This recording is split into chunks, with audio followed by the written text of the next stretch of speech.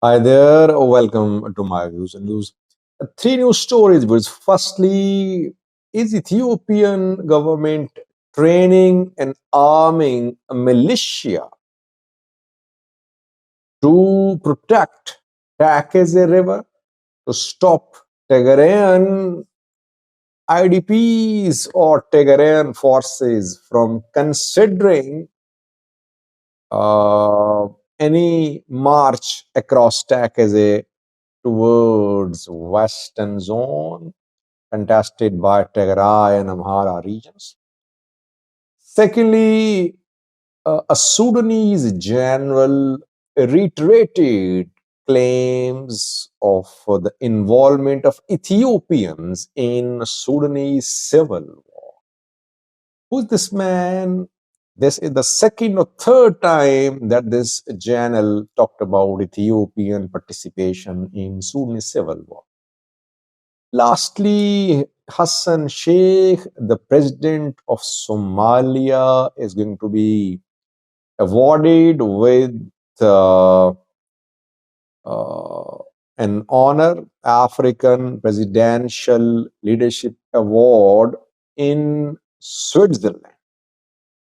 While he's in Switzerland, airlines in Somalia have boycotted flights in the country starting from Wednesday reported. Let's start viewers. Firstly, a Tigrayan opposition party has issued a statement claiming that a new militia is being trained and armed by the Ethiopian government along the Tekeze River. The militia is being deployed, and the purpose of the deployment, training, arming of this militia is to stop Tigray IDPs from returning to their homes in Western Tigray. Salse Vujene issued a statement today. Salse Vujene is a Tigrayan opposition party, small party. This party claims that a militia has been trained and armed by the Ethiopian government in Western Tigray, Western zone, called Tekeze's guards or Tekeze Zep means Tekeze guards. Salse Vujene says that instead of listening to the demands of IDPs who protested in Makale when they held a demonstration there under the slogan of Yakal, the Ethiopian government is backing the arming and deployment of Tekeze guards along the Tekeze River. And the opposition party urged the Ethiopian federal government, asking it that it should not stop Tigrayan IDPs from returning to their homes in Western zone. Now, I think this militia's name is not new. I have been hearing this name for more than a year. Last year, I heard this name to Badam, Tekeze guards. Uh, Demaykezadu led Amhara administration in Western Zone has been conducting recruitments. He's been raising militias. Everyone knows that. He's head of security and he is in perfect collaboration with the Ethiopian National Defense Force. He was not stopped from conducting recruitments in the militias. The militias are being trained, armed in Western Zone, Humera Volkai Sag. They're controlled by Amhara Provisional Government of Damascus and Shadadamlo. Similarly, militias are being trained in other parts of Ethiopia, too, in Amhara region, in Oromia. In Tigray, the already armed Tigray fighters are being disarmed. Uh, so it's not new. This is what I have learned. But Salse Uyene maybe wants to bring to attention the issue that this force, this militia, could be used by the government against IDPs. IDPs cannot return to their homes by force. If they start crossing Tekeze by force, they won't be able to return because the other side is armed. IDPs are not armed. They can only enter Tigray through negotiation, through reconciliation, through bilateral arrangements. Or TDF could support their entry into Western zone if issues are not solved with the two sides. TDF is not in the mood of starting a new war. Salsevoyene people want to be politically relevant. They issue statements, and sometimes the statements are exaggerated. I am not saying Tekeze guards, militias are maintained, but it's not new. They had been there for over a year, more than a year, what I have learned.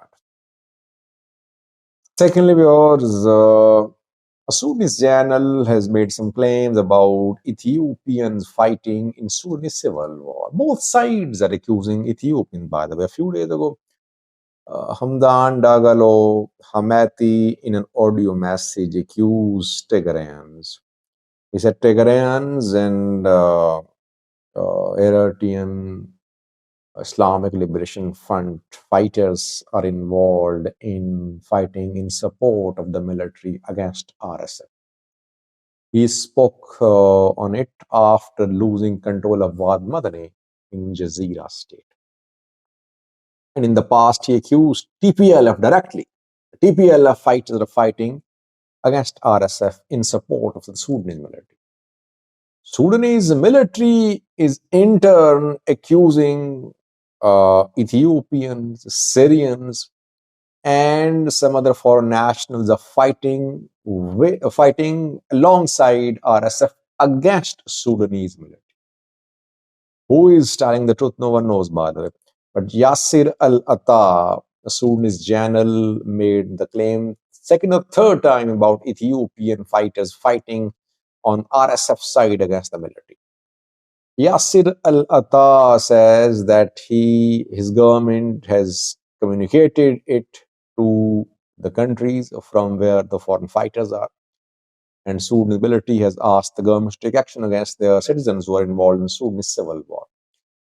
And he made a claim about South Sudanese fighters too. A few days ago, I told you about tension between Sudanese and South Sudanese after some South Sudanese were killed allegedly by military in Wal Madani after it took control of Wal Madani from RSF. And that led to start of clashes between South Sudanese in South Sudan, where curfew had to be imposed. Yasir al-Atta again accused South Sudanese people. He said that over 65% of RSF are mercenaries from South Sudan. Exaggeration, pure exaggeration. I don't think that 65% of RSF are South Sudanese fighters. Such irresponsible statements lead to